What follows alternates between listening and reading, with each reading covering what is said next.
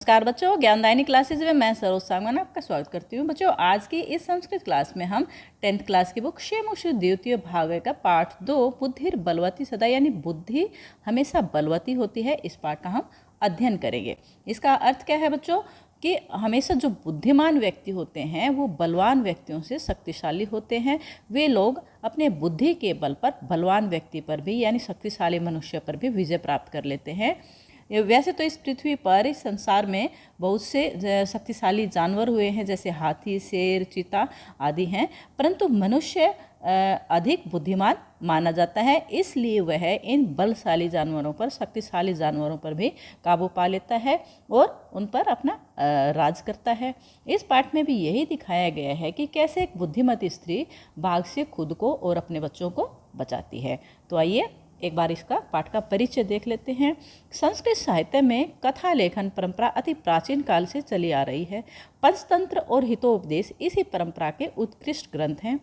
इसी कथा परंपरा में आगे चलकर शुक सप्तति ही नामक ग्रंथ लिखा गया, जिसमें एक तोते के माध्यम से अनेक कथाएं कहलवाई गई। उन्हीं कथाओं में से एक कथा को आधार बनाकर प्रस्तुत पाठ को संकलित किया गया है, यानी ये पाठ भी उन्हीं कथाओं को आधार बनाकर लिखा गया है। इसमें अपने 2 छोटे छोटे पुत्रों के साथ जंगल के रास्ते से पिता के घर जा रहे बुद्धिमती नामक नारी के बुद्धि कौशल को दिखाया गया है, जो सामने आए हुए शेर को डराकर भगा देती है। इस कथा ग्रंथ में नीति निपुण शुक और सारिका की कहानियों के द्वारा अप्रत्यक्ष रूप से सद्वृत्ति का विकास करने की प्रेरणा दी गई है, यानी अच्छे व्यवहार को, अच्छे चरित्र का विकास करने की इसमें प्रेरणा दी गई है। बच्चों, ये इस पाठ से संबंधित इसके शब्दार्थ हैं। आप इनको अच्छी प्रकार से याद कर लें ताकि आपको पाठ को समझने में आसानी हो। ये मैंने आपकी सुविधा के लिए यहाँ सारे शब्दार्थ लिख दिए हैं। तो अब हम इसका हिंदी सरलार्थ करते हैं। बच्चों, इसको आगे करने से पहले मैं आपसे एक अनुरोध करना चाहूँगी कि यदि आप इस चैनल पर नए हैं तो प्लीज़ चैनल को सब्सक्राइब कर दें, बेल को प्रेस करके उसको ऑल पर सेट कर दें ताकि आपको आने वाली हर वीडियो की सूचना मिलती रहे। तो शुरू करते हैं। अस्ति देवलाख्यो ग्राम। अस्ति यानी वैसे तो इसका अर्थ होता है, परंतु जब कथा के शुरुआत में, कथा के प्रारंभ में अस्ति आ जाता है तो इसका अर्थ हो जाता है था। तो देउल नाम का एक गांव था। देउल आख्यो यानी आख्यो क्या होता है, नाम का, जैसी जो प्रसिद्ध होता है वो। तो देउल नाम का एक गांव था। तत्र वहाँ राजसिंह नाम का राजपुत्र है वस्ती सब। वहाँ राजसिंह नाम का एक राजा का पुत्र रहता था। एक बार केनापि आवश्यक कार्येन, किसी भी आवश्यक कार्य से, तस्य भार्या, उसकी पत्नी बुद्धिमती, उसकी पत्नी का नाम बुद्धिमती था, तो उसकी पत्नी पुत्र द्वयो उपेता, 2 पुत्रों के साथ, पितुर्गृहं प्रति, पिता के घर की ओर चलिता चली।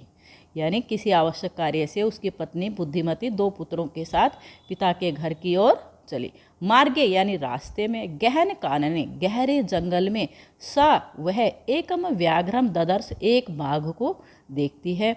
सा व्याघ्रम आगच्छन्तं दृष्ट्वा धाष्ट्र्यात् पुत्रौ चपेटिया प्रहर्त्य जगाद।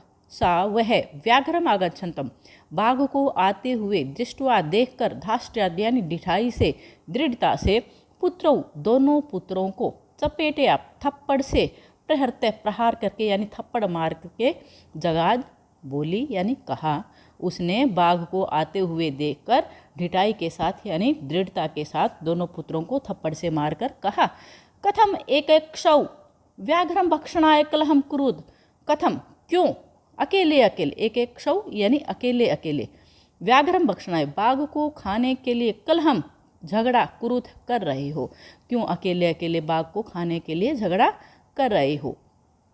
अयम यह, एकस्तावत विभज्य भुज्यताम, अयम एकः तावत यानी ये एक ही है, तावत इसको, विभज्य बांटकर, भुज्यताम खा लो, यह एक ही है और इसको बांटकर तुम खा लो। पश्चात बाद में, अन्यो द्वितीय कोई दूसरा, कश्चित लक्ष्यते देखा जाएगा, यानी बाद में कोई दूसरा देखा जाएगा, ढूंढा जाएगा। ठीक है, ये इस पाठ का आप प्रसंग है। ये हर लाइन के साथ आप इसको फिट कर सकते हैं जो भी आपको लिखने के लिए आएगी। तो उस एक ही जगह मैंने ये लिखा है, प्रस्तुत गद्यांश संस्कृत विषय की पाठ्य पुस्तक क्षेमुषु द्वितीय भाग के बुद्धिर बलवती सदा नामक पाठ से लिया गया है। यह पाठ सुख सप्तति नामक प्रसिद्ध कथा ग्रंथ पर आधारित है। अपनी ओर आते हुए बाघ को देखकर बुद्धिमती स्त्री किस प्रकार अपनी बुद्धिमता से स्वयं को बचाती है, इसका वर्णन इसमें किया गया है। ये आप हर पहरे का या हर लाइन का प्रसंग बनाकर आप इसको लिख सकते हैं। ये इस पाठ जो अभी ऊपर करवाया है पहरा, उसका सरलार्थ है, आप देख लेना इसको। अब मैंने आपकी सुविधा के लिए यहाँ लिख दिया है। ठीक है, आगे है, इति श्रुत्वा, ऐसा सुनकर, यह सुनकर, व्याघ्रमारे काचिद अयमिति मत्वा व्याघ्रो व्याकुल चितो नष्ट। इति श्रुत्वा, यह सुनकर, व्याघ्रमारे, बाघ को मारने वाली, काचिद, कोई, अयम, यह, इति है, मत्वा, मानकर, व्याघ्रो, बाघ, व्याकुल चितो नष्ट, भय से व्याकुल होकर नष्ट, भाग गया। कि यह सुनकर कि यह कोई बाघ को मारने वाली है, यह मानकर, मत्वा मानकर, बाघ भय से व्याकुल होकर भाग गया। निज बुद्ध्या विमुक्ता सा भयाद व्याघ्रस्य भामिनी अन्योपि बुद्धिमान लोके मुच्यते महतो भयात। निज बुद्ध्या विमुक्ता, निज बुद्ध्या यानी अपनी बुद्धि से, विमुक्ता, विमुक्त हो गई, सा वह, भयाद, भय से, व्याघ्र से, बाघ के, भामिनी, वह भामिनी यानी स्त्री, अन्योपि, अन्य भी, बुद्धिमान लोके, लोके यानी संसार में, बुद्धिमान, बुद्धिमान, मुच्यते, मुक्त हो जाता है, महतो, महान यानी बहुत बड़े, भयात, भय से। ये एक एक का मैंने बता दिया है। तो अब कैसे लिखेंगे इसको कि क्या है, वह भामिनी, सा भामिनी, वह स्त्री, सुंदर स्त्री, निज बुद्ध्या, अपनी बुद्धि से, व्याघ्र से, भयात, बाघ के भय से, विमुक्ता, मुक्त हो गई। अन्योपि, अन्य यानी संसार में दूसरे भी, बुद्धिमान, जो बुद्धिमान है, अन्योपि, अन्य भी इस संसार में, लोके यानी संसार में जो बुद्धिमान होते हैं वे भी महान भय से छूट जाते हैं। अन्योपि, बुद्धिमान लोके यानी संसार में, अन्योपि दूसरे भी बुद्धिमान, मुच्यते, मुक्त हो जाते हैं, महतो भयात, महान भय से। ये इस श्लोक का अन्वय है, आप इसको देख लेना और अच्छे से कर लेना। ठीक है, ये इसका सरलार्थ है। आगे है, व्याकुलम व्याघ्रम दृष्ट्वा, भय से व्याकुल बाघ को दृष्ट्वा देखकर, कश्चित कोई, धूर्त श्रृगाल है, धूर्त यानी चालाक, धूर्त, श्रृगाल यानी सियार, हसन आहा, हंसते हुए, आहा बोला, भवान कुतः भयात पलायितः, भवान यानी आप, कुतः कहाँ से, भयात भय से, पलायितः भाग रहे हो। या कोई यानी उसको डरे हुए बाघ को देखकर कोई चतुर सियार बोला, हंसते हुए उसके ऊपर हंसता है और बोलता है कि आप भय से यानी आप कहाँ से डरे हुए भाग रहे हो। व्याकुलम व्याघ्रम दृष्ट्वा, भय से व्याकुल बाघ को देखकर, कश्चित कोई, धूर्त श्रृगाल है, कोई चालाक सियार, हंसते हुए, आह बोला, भवान कुतः भयात पलायितः, आप डरकर कहाँ से भाग रहे हो। यानी आप कहाँ से, कुतः कहाँ से, भयात भय से, पलायितः भाग रहे हो। व्याघ्र बाघ, गच्छ गच्छ जम्बुक त्वमपि किंचिद गुड प्रदेशम, गच्छ गच्छ जाओ जाओ, जम्बुक सियार, त्वमपि तुम भी, किंचित किसी, गुड प्रदेशम गुप्त प्रदेश में चले जाओ। क्या कह रहा है वो बाघ उससे, सियार से, कि हे सियार तुम भी जाओ जाओ किसी गूढ़ प्रदेश में यानी किसी गुप्त स्थान पर चले जाओ। ये तो क्योंकि व्याघ्रमारी इति, व्याघ्रमारी इति जो, क्योंकि व्याघ्रमारी बाघ को मारने वाली, इति या जो, शास्त्रों में श्रूयते सुनी गई है, तया वह, अहम मैं, हंतुम आरब्ध है उसके द्वारा, मारने के लिए मैं तत्पर, परम परंतु ग्रहित कर जीवितो, ग्रहित यानी लेकर, कर यानी हाथ में, जीवितो प्राणों को, नष्ट भाग आया हूँ, शीघ्रम शीघ्रता से, तत् अग्रतः उसके आगे से। इसको हम अब अच्छे से करते हैं।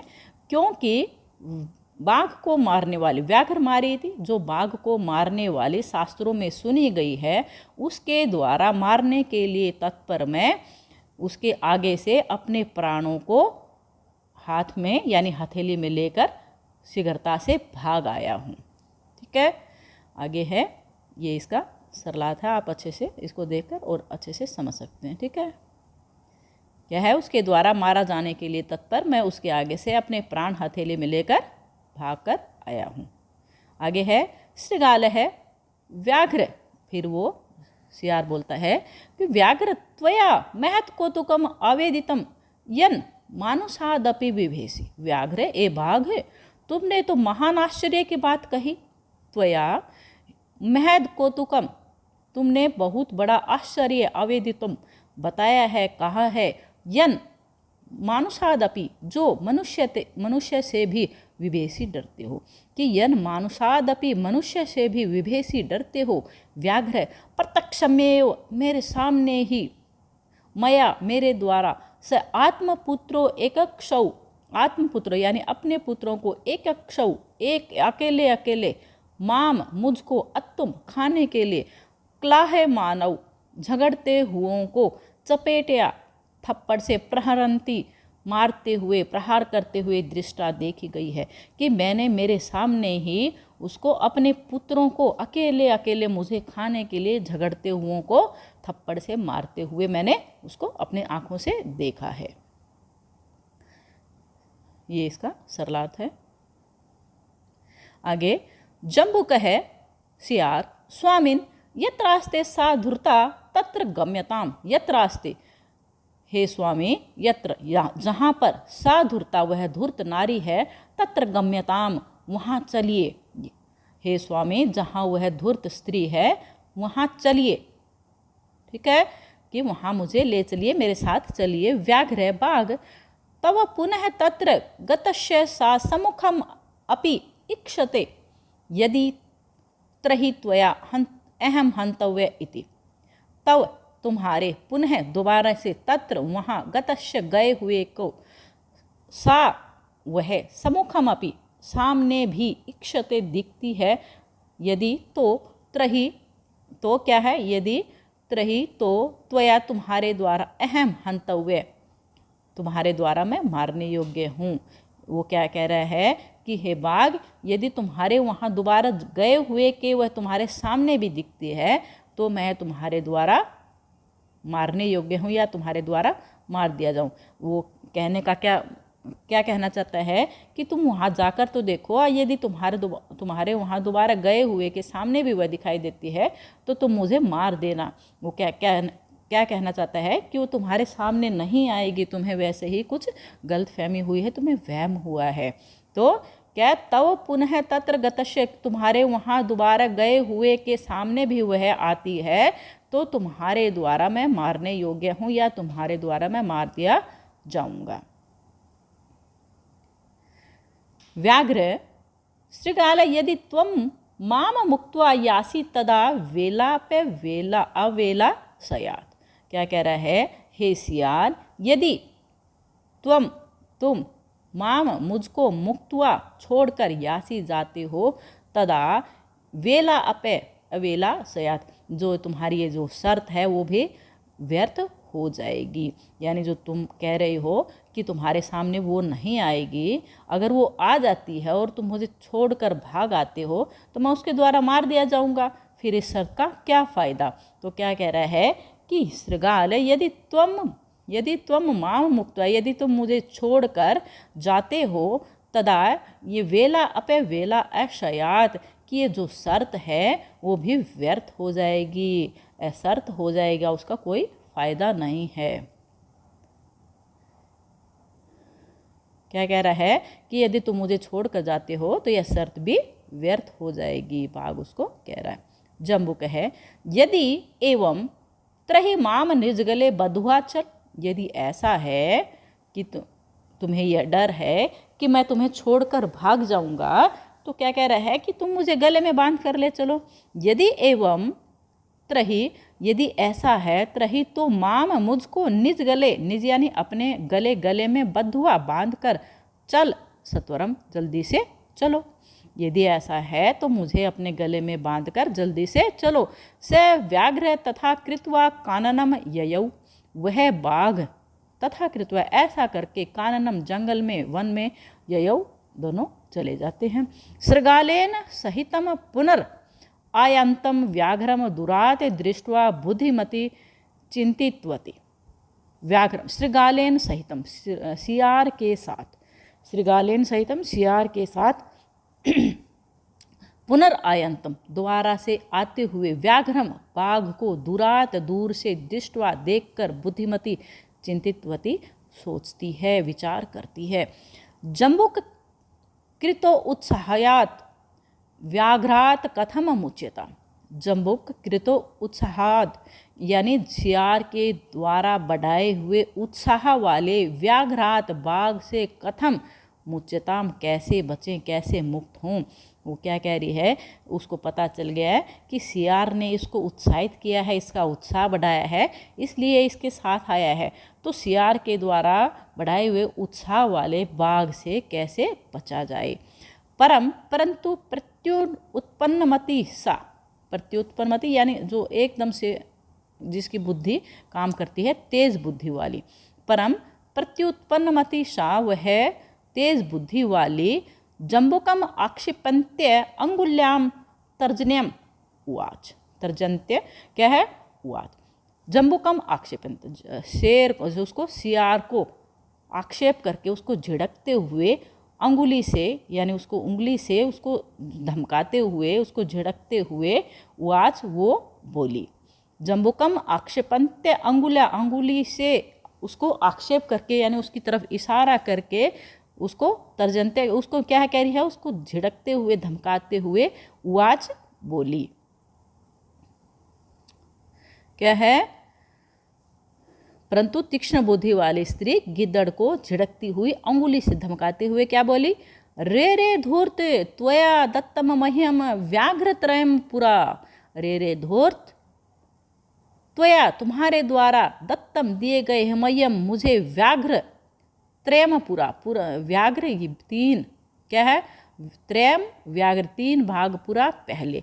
विश्वासस्य अध एकम आन्यम कथम यासी वद अधुना इत्युक्त्वा धाविता तूर्णम व्याघ्रमारी भयंकरा व्याघ्रोऽपि सहसा नष्ट गलबद्धष्ट गाल कहे। रे रे धूर्त क्या कह रहा है कि तुमने मुझे पहले 3 बाघ दिए थे। रे रे धूर्त त्वया दत्तम मह्यम, तुमने मुझको पुरा पहले त्रयम व्याघ्रम 3 बाघ दत्तम दिए थे।